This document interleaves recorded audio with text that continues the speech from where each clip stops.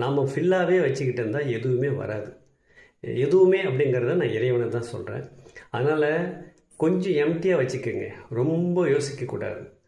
அது போக்கு கொஞ்சம் விட்டுட்டு அப்பப்போ நம்மளால் முடியலையா, அப்பா நீ பார்த்துக்கோ அப்படின்னு சொல்லிவிட்டு நாம் சைலண்ட்டாக இருக்கணும்.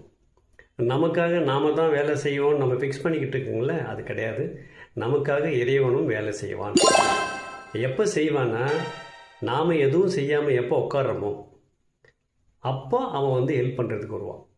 யாரோ ஒருத்தர் ரோட்டில் போகிறவங்க வந்து நம்மளால் முடியலன்னும் போது, அப்பா ஒரு வெயிட்டு தூக்கிட்டு வந்தேன் என்னால் தூக்க முடியல அப்படின்னு ஒரு ரோட்டில் போகிறவரை நம்ம கூப்பிட்டோம்னா வந்து நம்ம தூக்கி தலைமாலை வச்சுட்டு ஹெல்ப் பண்ணிட்டு போகிறாங்கல்ல, ஏறக்குறைய அதே தான். அதுக்காக வந்து நீங்கள் மொத்தமாகவே எதுவும் செய்யாமல் உட்காருங்க அப்படின்னு நான் சொல்ல வரல. எப்பப்போலாம் முடியலையோ அப்பப்போ உட்காந்துட்டு கொஞ்சம் வேலையை இறைவன்கிட்ட கொடுங்க. கண்டிப்பாக அவன் வேலை செய்கிறதுக்கு தயாராக தான் இருக்கான். இது நம்பணும். நம்பினா மட்டும்தான் நான் சொல்கிற விஷயங்கள் நடக்கும்.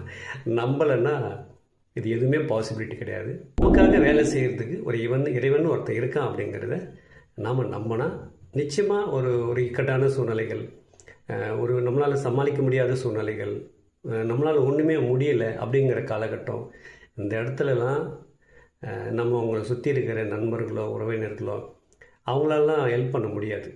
ஏன்னா நம்ம வந்து மீண்டு வர முடியாமல் ஒரு சூழ்நிலையாக கூட இருக்கும். இந்த டாக்டர் ஆப்ரேஷன் பண்ணும்போது சொல்லுவார்ல, நீங்கள் வந்து கடவுள்கிட்ட கடைசியாக வேண்டிங்கன்ட்டு. நாம் வந்து டாக்டர் தான் கடவுளாக நினச்சிக்கிட்டு போயிருப்போம். ஆனால் அந்த டாக்டர் என்ன சொல்லுவார்னா, கடவுள்கிட்ட வேண்டிக்கணும்னு சொல்லுவாங்கள்ல, அவங்களால முடியாதப்போ கடைசியாக கடவுள்கிட்ட தான் விடுவாங்க.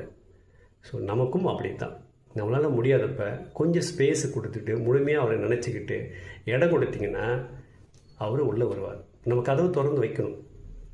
எப்பயுமே நம்ம அடைச்சி வச்சுக்கிட்டு நாம் தான் வீட்டுக்குள்ளே வந்துட்டுமே வேறு யாரும் வர போகிறான்னு அடைச்சி வைப்போம்ல, இது போல் மென்டாலிட்டிலாம் நம்ம கொஞ்சம் கொஞ்சமாக குறைச்சிக்கிட்டு கடவுள்னு ஒருத்தர் நமக்கு ஹெல்ப் பண்ணுறதுக்கு இருக்காரு அப்படிங்கிறது முழுமையாக நம்பிக்கிட்டு கொஞ்சம் ஸ்பேஸ் அப்பப்போ அவருக்கு நம்ம வந்து கொடுத்துக்கிட்டே இருந்தால் அவரும் அப்பப்போ வந்து நமக்கு ஹெல்ப் பண்ணிக்கிட்டு தான் இருப்பார்.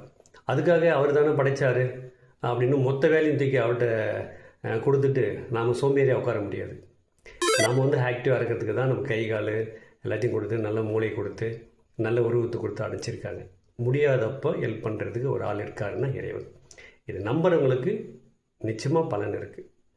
நான்லாம் அதை நிறைய முறை அனுபவிச்சிருக்கேன். அதெல்லாம் வீடியோ போட்டோன்னா அவ்வளோ வீடியோக்கள் வரும். அதனால் நம்புகிறவங்க, முழுமையாக இறைவனை நம்புகிறவங்க கொஞ்சம் இறைவனுக்கு ஸ்பேஸ் கொடுங்க. உங்களால் முடியாதப்போ நிச்சயமாக வந்து ஹெல்ப் பண்ணுவார். பாய்.